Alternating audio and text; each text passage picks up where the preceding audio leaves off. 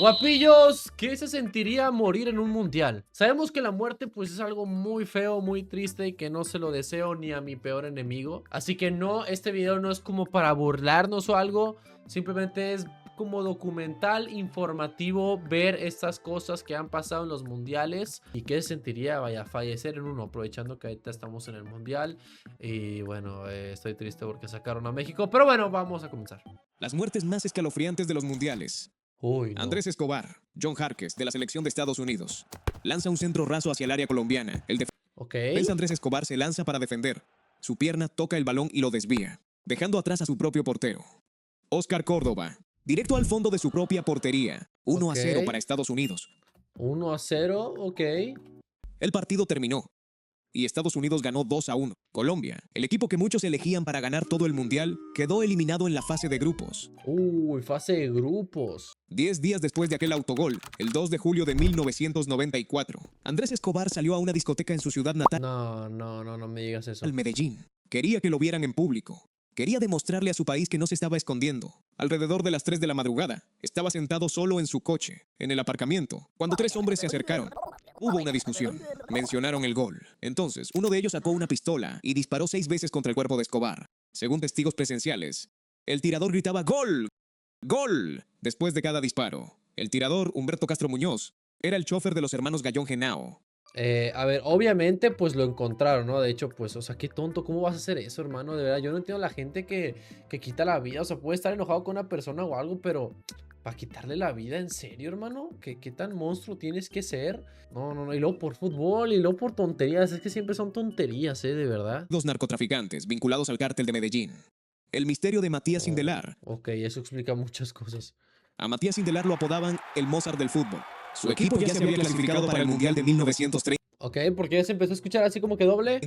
en Francia. Sin embargo, en marzo de 1938, la historia dio un giro radical. La Alemania nazi invadió y anexionó territorio austriaco, en un proceso conocido como el Anschluss. El plan nazi era simple, pero ambicioso: forzar a los mejores jugadores de Austria a unirse a la selección alemana, para crear un equipo invencible, que ganara el Mundial de 1938 y demostrara la supuesta superioridad aria. A pesar de la presión inmensa, los interrogatorios intensos y las ofertas económicas del partido nazi, el capitán se negó a vestir la camiseta con la esvástica. Fingió lesiones crónicas y alegó que a sus 35 años ya era demasiado mayor para el fútbol de alto nivel. Ok. El 3 de abril de 1938 se organizó un partido amistoso de despedida entre Austria y Alemania, en Viena. La orden política era clara: el partido debía terminar en un respetuoso empate. Sindelar decidió romper el guión. No. Marcó el primer gol, poniendo el 1-0, y corrió directo hacia el palco VIP, repleto de altos oficiales de las SS y la Gestapo, y comenzó a bailar burlándose. Ok, ese hombre literalmente tiene demasiados tanates. Tiene demasiado producto de gallina. Pero pues vaya, pues hermano, ¿cómo te vas a meter con esas personas? Justo en sus caras. Más tarde, Matías Sindelar fue encontrado muerto en su cama, junto a su novia, Camilla Castagnola. Qué horrible, ¿eh? El accidente aéreo de la Selección Nacional de Zambia. En 1993, Zambia estaba arrasando en el continente africano. Llegaba en racha tras una contundente goleada. Perdón si estoy un poquito más callado de lo normal y más serio, pero es que este video es muy serio, guapíos. Este video es demasiado serio, es demasiado fuerte, es demasiado triste, entonces... Pues bueno, por eso estoy así. De 4-0 contra Italia en los Juegos Olímpicos de 1988 para disputar un partido crucial de clasificación. En la ronda final contra Senegal en Dakar, la Federación de Fútbol de Zambia, sin apenas recursos económicos, no podía permitirse billetes en una aerolínea comercial. En su lugar, el gobierno les asignó un avión de la Fuerza Aérea de Zambia, un de Havilland Canada DHC-5 Buffalo. La aeronave no tenía suficiente autonomía para volar directamente desde Zambia hasta Senegal, así que el plan de vuelo exigía 3 escalas técnicas para repostar en la República del Congo, Gabón y Costa de Marfil. El 28 de abril de 1993, el avión aterrizó en Libreville, Gabón, para su segunda escala de repostaje. Tras llenar el depósito, la aeronave despegó de nuevo, ya entrada la noche, apenas unos minutos después del despegue, y a solo unas pocas millas de la costa. El motor izquierdo falló por completo. No, es que eso es muy triste, ¿no? También cuando falla un avión o fallan ese tipo de cosas, guapillos, eso también es muy triste. Y se incendió. Entre el pánico, la oscuridad de la noche y la alarma de incendio sonando sin parar, el piloto cometió un error catastrófico. Apagó por accidente el motor derecho, el único que funcionaba perfectamente sin potencia en ninguno de los dos motores. El avión perdió altitud de inmediato y se estrelló a gran velocidad contra las aguas del Océano Atlántico. No hubo supervivientes. No, qué feo, ¿eh? El fan que cayó del cielo. ¿México? ¿Dice México? El 15 de junio de 1986, todo México En México. se paralizó. La nación anfitriona buscaba hacer historia y clasificarse para los tan esperados octavos de final de un mundial. Corría el minuto 34 de la primera parte. Tras un centro hacia el borde del área, el centrocampista mexicano Manuel Negrete se elevó de forma increíble en el aire y conectó una espectacular chilena, mandando el balón directo al fondo de la red. El gol hizo que los 115,000 aficionados saltaran de sus asientos, todos al mismo tiempo. La estructura de hormigón del Coloso de Santa Úrsula literalmente tembló, en medio del caos festivo, los saltos colectivos y la sobreocupación en la zona alta de General. Un joven aficionado mexicano perdió completamente el equilibrio. La barandilla no fue suficiente para detenerlo. El joven salió prácticamente disparado por los aires. El hombre cayó desde una altura de más de 20 metros, el equivalente a un edificio de 6 pisos, estrellándose brutalmente contra las pasarelas de hormigón y las rampas de acceso del segundo nivel del estadio, mientras el resto del Coloso seguía celebrando el gol, completamente ajeno a lo que acababa de suceder. La causa de la muerte fue instantánea, resultado de un traumatismo craneoencefálico severo Qué video tan más fuerte y más triste, ¿no creen, guapillos?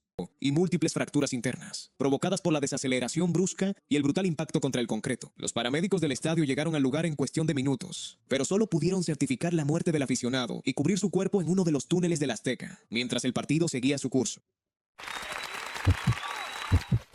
La doble tragedia cardíaca de Belo Horizonte. ¿Cómo? La presión sobre la O sea, bueno, este no tiene mucho, ¿eh? Pues está Neymar, está... ¿Cómo se llamaba ese de arriba a la derecha? selección brasileña en 2014. 2014, no tiene mucho, bueno, 12 años sí es bastante. Muchos de los que estén viendo esto capaz y ni siquiera habían nacido, pero bueno, tampoco es así demasiado, No tenía precedentes en la historia del deporte moderno. Ser anfitriones del mundial significaba un único deber nacional, innegociable. Ganar el título, costara lo que costara. Esa presión psicológica se convirtió en un monstruo de carne y hueso. Tras un empate a 1 en el tiempo reglamentario, el partido se fue a la prórroga. El drama sobre el césped fue subiendo de intensidad, penalti tras penalti, hasta que todo se decidió en el quinto y último lanzamiento de Chile, ejecutado por Gonzalo Jara. Su disparo golpeó violentamente el poste derecho. En ese mismo instante, mientras medio estadio estallaba en un rugido de alivio y júbilo, un aficionado brasileño de 69 años en la zona preferente del Mineirão se desplomó inconsciente en su... No, es que también imagínate toda la emoción, toda la euforia de un partido y todo eso, y ya estás grande aparte. Uy, no, es muy peligroso, El hombre, que ya padecía diabetes e hipertensión bajo tratamiento, sufrió un paro cardíaco repentino y mortal, justo en mitad de la celebración. Al mismo tiempo, a apenas unos kilómetros del estadio, la tensión desencadenó una tragedia idéntica. Una mujer sufrió un colapso cardíaco masivo, provocado por la ansiedad abrumadora acumulada durante los 120 minutos de partido y la tanda de penaltis. Ambos aficionados fallecieron, poco después de ser ingresados en centros médicos de Belo... ¡Fresa! Uy, no, es que... Ay, no, es que... Es que sí te emocionas demasiado, en los partidos de fútbol. O sea, yo con México ayer que perdió. Bueno, yo con México ayer estaba que me moría de la ansiedad y de todo. Imagínate ya alguien grande que aparte tenga problemas de hipertensión y todo eso. Horizonte. La causa clínica de la muerte en los dos casos fue un infarto agudo de miocardio, un ataque al corazón desencadenado por el estrés emocional extremo, la ansiedad prolongada y la enorme descarga de adrenalina que sus cuerpos sufrieron durante el clímax dramático del partido. El infarto fatal de Jock Stein en el ¿Otro infarto? banquillo. El camino hacia México 86 se decidió México otra vez, Dios mío, qué mala suerte que tenemos, en una sola noche de máxima tensión, el 10 de septiembre de 1985, mientras Escocia se enfrentaba a Gales en su último partido de clasificación para el Mundial. Para los escoceses, la cuenta era evitar la derrota y asegurar la crucial eliminatoria de repesca contra Australia. En el banquillo escocés estaba sentado Jock Stein.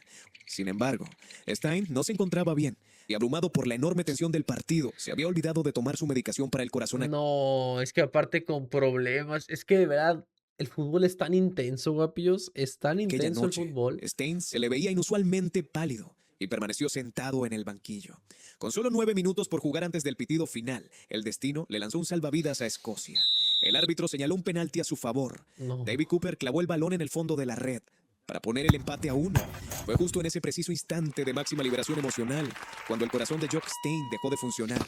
Mientras todos celebraban, y los fotógrafos junto al campo capturaban lo que parecía un júbilo desenfrenado. El legendario entrenador de 62 años se desplomó pesadamente en el suelo del banquillo, víctima El de un infarto entrenador. repentino y mortal, en medio del caos del pitido final. Los paramédicos trasladaron a Steen de urgencia a la enfermería del estadio. Minutos después, fue declarado muerto. Se transformó al instante en una tragedia nacional que conmocionó al mundo entero. Los No, sí, qué tristeza. Uy, no, esto de pelea de aficionados, otra cosa que se me hace tan innecesaria, de verdad, es fútbol, hermano. No es como que, ok, ganó, le ganó tu país al otro o te ganó el otro país a ti. Ok, perfecto. Ya sigues con tu vida. O sea que no te va a dar más dinero, no te va a dar más, no sé, éxito en la vida. ¿Por qué le dan tanta importancia al fútbol? O sea, sí, vívelo, siéntelo, pero ya de eso a pelearte con personas o incluso matarlas, es que de verdad, ¿en qué mundo vivimos, guapillos? disturbios mortales de la Plaza Pushkin. La Plaza Pushkin se convirtió en una bomba de relojería en junio de 2002, mientras la fiebre del Mundial se apoderaba de Rusia. Para retransmitir un partido a la gente de a pie, las autoridades locales instalaron una enorme pantalla al aire libre, atrayendo sin querer a una multitud volátil de más Uy, eso pasó aquí en Monterrey, ¿eh? de 8.000 personas, entre aficionados acérrimos y hooligans de mala fama. La policía de Moscú subestimó por completo los riesgos del evento, enviando apenas a O unas sea, no que haya muertos, que yo sepa, ojalá y no, o bueno, no sé, pero pues sí pusieron pantallas, sí, creo que en todo México, creo que en Ciudad de México también, en Guadalajara, creo que en muchos otros lugares también lo hicieron. pocas docenas de agentes novatos y desarmados No para estoy muy vigilar a seguro, semejante pero creo que multitud. sí. El partido resultó profundamente frustrante para los espectadores rusos. En el minuto 51, el japonés Junichi Inamoto marcó el gol que puso por delante a Japón. La tensión en la plaza llegó a su punto de ebullición pocos minutos después, cuando el delantero ruso Vladimir Bechastnik falló un gol, con la portería completamente vacía. La frustración colectiva se transformó rápidamente en violencia ciega e incontrolable. Por todo el centro de Moscú, volcaron e incendiaron más de 100 coches. Destrozaron los escaparates de tiendas de lujo. Reventaron paradas de autobús y saquearon restaurantes cercanos, donde aficionados completamente ebrios empezaron a golpearse y apuñalarse entre ellos. No, es que hermano, de verdad, es que es una granja, de verdad. Los disturbios se saldaron con 2 muertos y más de 100 personas gravemente heridas. Las causas directas de la muerte: entre las víctimas se encontraba un estudiante de 17 años. Fueron heridas de arma blanca y graves traumatismos cráneoencefálicos, resultado de las brutales palizas propinadas por las turbas de hooligans. En medio del caos, la policía antidisturbios tardó horas en recuperar el control total No, es que imagínate el caos que se debió haber creado. de la capital. ¿Cuál de todas estas tragedias te ha parecido la más curiosa? Dímelo en los comentarios. La masacre terrorista La más curiosa, guapillos, ¿ustedes cuál? Es que todas son muy feas, ¿no? No sé, es que todas son muy feas, guapillos, yo creo, no sé, todo se me hace muy feo, ¿eh? en la final del Mundial, en Sudáfrica, a más de 3.000 kilómetros de distancia, se estaba escribiendo de una auténtica película de terror. Uganda no tenía ni un solo jugador en el torneo, pero su capital, Kampala, estaba a punto de convertirse en el campo de batalla más sangriento del Mundial de 2010. Y cientos de aficionados inocentes se agolpaban frente a pantallas gigantes, completamente ajenos al hecho de que estaban sentados en el punto de mira de una despiadada célula terrorista que buscaba el escenario global definitivo. Terroristas de Al-Shabaab, una célula somalí vinculada a Al-Qaeda, planearon el ataque con precisión quirúrgica para maximizar el número de víctimas y atraer la atención internacional, apuntando a 2 lugares abarrotados de gente: el Kyadondo Rugby Club, donde la asociación local había instalado una pantalla gigante con más de 400 personas, y el restaurante Ethiopian Village, un local situado en el barrio de Kabalagala, muy popular entre expatriados, turistas extranjeros y cooperantes. El partido había sido increíblemente tenso y disputado. Corría el minuto 90 y el marcador seguía 0-0. El árbitro estaba a punto de pitar el final del tiempo reglamentario para mandar el partido a la prórroga. La primera explosión estalló en el restaurante etíope, justo al lado de las mesas donde la gente cenaba mientras veía la televisión. Segundos después, en el club de rugby, 2 terroristas suicidas coordinaron sus ataques. La primera bomba explotó cerca de la barra.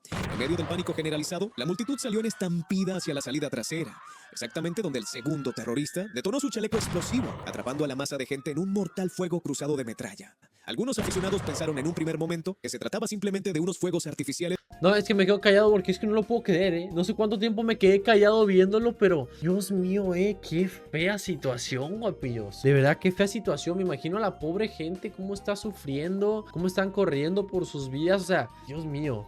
Celebrando el final del tiempo reglamentario, hasta que vieron la onda expansiva y los cuerpos en el suelo. El ataque dejó un balance oficial de 74 muertos y 71 heridos. Entre las víctimas había ugandeses, kenianos, indios y una cooperante estadounidense de 25 años, que había estado ayudando ayudando a niños en la región, lo que convierte este caso en una de las tragedias más surrealistas de la historia del fútbol. Es la escena que se encontraron los primeros equipos de rescate. Ok, guapillos, ya. Suficiente tragedia, suficiente tristeza. Muy feo, muy feo, la verdad.